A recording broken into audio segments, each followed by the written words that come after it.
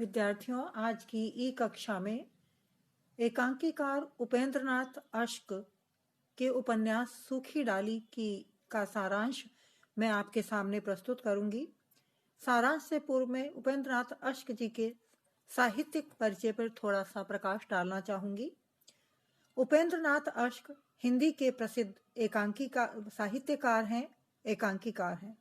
इन्होंने अपनी साहित्यिक यात्रा उर्दू लेखन से प्रारंभ की थी। प्रारंभ में ये उर्दू में अपनी रचनाएं लिखा करते थे।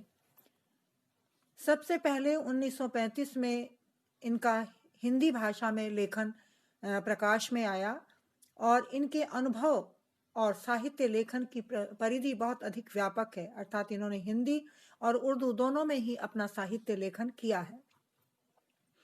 अश्क जी के कई एकांकी संग्रह प्रकाशित हो चुके हैं, जिन में प्रमुख रूप से चरवाहे, देवताओं की छाया में, पक्का गाना, पर्दा उठाओ पर्दा गिराओ आदि विशेष रूप से उल्लेखनीय एकांकी संग्रह हैं।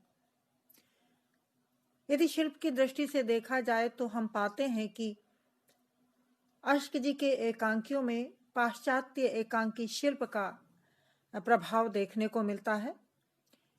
इसके अतिरिक्त स्थानीयता के प्रति भी इनके एकांकियों में स्थानीयता का आग्रह भी है और अनुभूति की व्यापकता, गहनता भी इनके एकांकियों में देखने को मिलती है।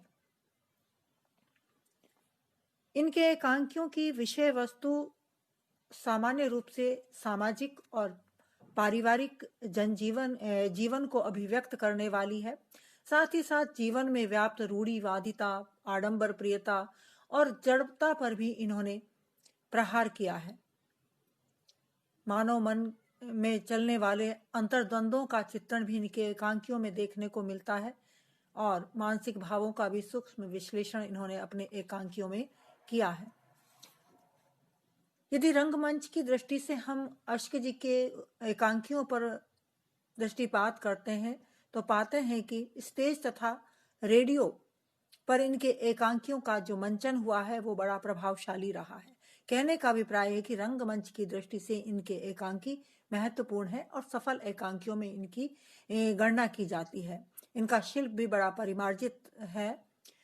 इनके एकांकी व्यंग के माध्यम से अपनी बात को पाठकों तक रखने में, सफलतापूर्वक रखने में समर्थ रहे हैं।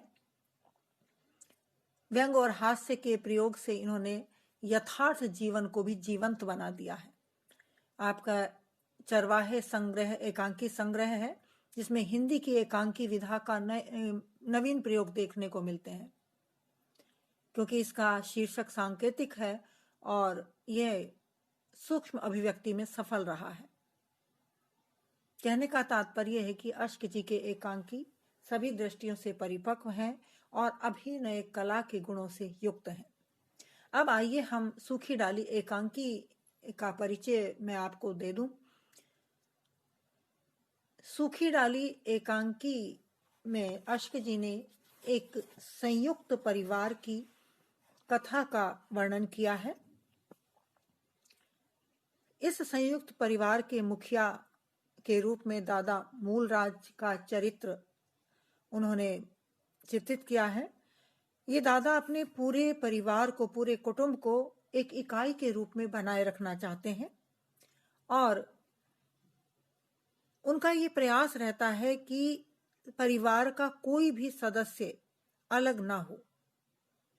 यदि कोई ऐसा विचार करता है कि वो अलग घर बसाने की कोशिश भी करता है, किसी कारण से वो असंतुष्ट हो जाए और अलग घर बसाना चाहे, तो दादाजी प्रयास पूर्वक उसके असंतोष का समाधान करते हैं और उसको अलग घर बसाने से रोक देते हैं। इस प्रकार दादाजी के प्रयासों से उनका पूरा का पूरा कुटुंब एक साथ रहता है। उस परिवार में उनके पुत्र हैं, पोते हैं, पुत्रों की पत्नियां हैं और पोते की पत्नी है। ये सभी लोग एक साथ परिवार में रहते हैं। उनका बड़ा पुत्र किसी युद्ध में मारा गया था, तो सरकार की ओर से उन्हें कुछ जमीन मुआवजे स्वरूप उन्हें प्रदान की गई थी। और वो थोड़ी सी जमीन को लेकर के उन्होंने अपने मेहनत से, परिश्रम से और दूरदर्शिता से उसको और बढ़ाया और अनेक प्रकार के कार्य उन्होंने खोल लिए, जैसे डेयरी है और चीनी का कारखाने इत्यादि, और उन्होंने अपना रोजगार, कारोबार खूब बढ़ा लिया। उनके परिवार में एकमात्र उनकी पोती ही पढ़ी लिखी है और वो भी 5वीं तक पढ़ी हुई है। इंदु उसका नाम है। उसका सम्मान करते हैं। और इसी यही दादा मूलराज का पोता है, परेश उसका नाम है, और वह पढ़ लिख करके तहसीलदार बन जाता है और उसकी पत्नी भी ग्रेजुएट पढ़ी लिखी आती है। एकांकी में लड़कों की पत्नियों को बड़ी भाभी, मझली भाभी, छोटी भाभी आदि नामों से संबोधित किया गया है। तो जो छोटा पोता है उनका परेश, उसकी जो पुत्र वधू है बेला, वे पढ़ी लिखी है और वह अपने मायके, वो संपन्न परिवार से भी है, वो अपने मायके को श्रेष्ठ बताने की नासमझी या कहा जाए भ्रम या अहम पाले हुए है। यहाँ पर लेखक ने ये बताने का प्रयत्न किया है कि संयुक्त परिवार में रहने के लिए कुछ सावधानियां, कुछ संयम और समझदारी की आवश्यकता होती है। कुछ उनकी पुत्र वधू से गलती होती है, कुछ इंदु से। दोनों ही पढ़ी लिखी हैं। हालांकि इंदु 5वीं तक पढ़ी हुई है, बेला ग्रेजुएट है, लेकिन इंदु को भी अपने पढ़े लिखे होने का कहीं ना कहीं थोड़ा अहम है। तो गलतियां करते हैं। वह भी अपनी भाभी को सही रास्ते पर लाने का ऐसा प्रयास करती है जो ठीक नहीं है। सभी लोग परिवार में उसकी, बेला की मजाक भी उड़ाते हैं, लेकिन यहाँ जिस कारण से बेला यानी कि नई जो पौत्र वधू है दादाजी की, वो और चिढ़ जाती है और परिवार से अलग होना चाहती है।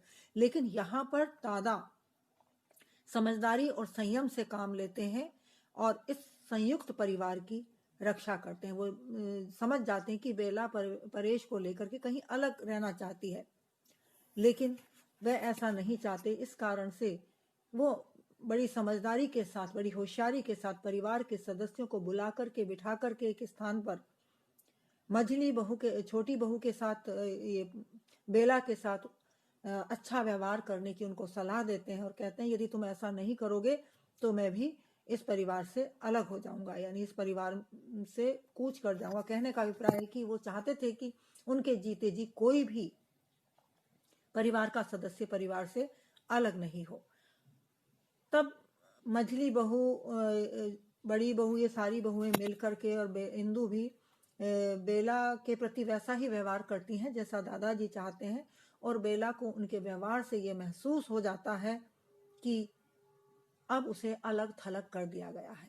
यानी कि जो बेला उस परिवार से अलग होना चाहती थी, वही बेला लोगों के व्यवहार के कारण ऐसा महसूस करने लगी है कि उन्होंने उसे अलग थलग कर दिया है। यानी कि अलग होने की पीड़ा क्या है, वो इस चीज को समझने लगी है और अपनी गलती का उसे एहसास होता है और वो उसी परिवार में रहने का निर्णय लेती है। तो इस प्रकार से इस एकांकी के माध्यम से एकांकीकार ने ये समझाने का प्रयास किया है कि यदि परिवार का मुखिया, बड़ा व्यक्ति समझदार है, संयमशील है, दूरदर्शी है, तो वो अपने बिखरते हुए परिवार की रक्षा किस प्रकार से कर सकता है, किस चतुराई के साथ, किस होशियारी के साथ, किस समझदारी के साथ कर सकता है। उसके लिए उन्होंने यहाँ पर मूलराज नामक दादा के चरित्र की सृष्टि की है। इस प्रकार यह एकांकी संयुक्त परिवार की महत्ता, उसमें किए जाने वाले त्याग, एक दूसरे की भावनाओं, इच्छाओं का सम्मान करने की जो बात है, उसको पाठकों के सम्मुख रखता है।